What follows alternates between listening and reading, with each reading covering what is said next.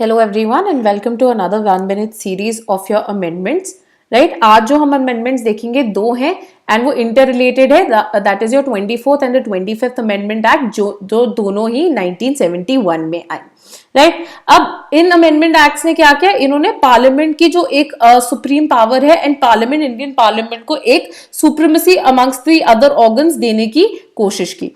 Right अब इन्होंने यहाँ पे क्या बोला, पहला जो 24th अमेंडमेंट के अंदर जो एक प्रोविजन इंक्लूड की गई, यहाँ पे उन्होंने बोला कि जो पार्लियामेंट है उसकी एक सुप्रीम पावर है, उसके पास कोई भी पावर है कि वो कोई भी part of the constitution including fundamental rights जो है उसको अमेंड कर सकती है.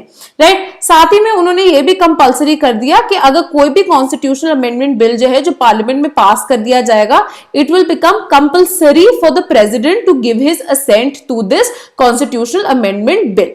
राइट अब जो 25th अमेंडमेंट एक्ट है जो कि अगेन इससे रिलेटेड है, यहां पे उन्होंने स्पेशली जो आपका फंडामेंटल राइट टू प्रॉपर्टी है उसको कर्टेल करने की कोशिश की.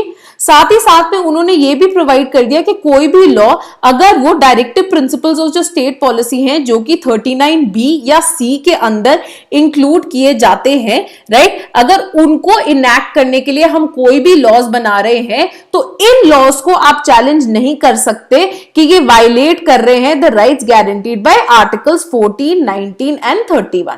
राइट बेसिकली ये जितने भी DPSPs है ये एक egalitarian सोसाइटी बनाने की कोशिश कर रहे थे and the idea of social and economic justice को फुलफिल करने की कोशिश कर रहे थे. Right so this is the phase that marks the advent of the tussle between the parliament and the judiciary.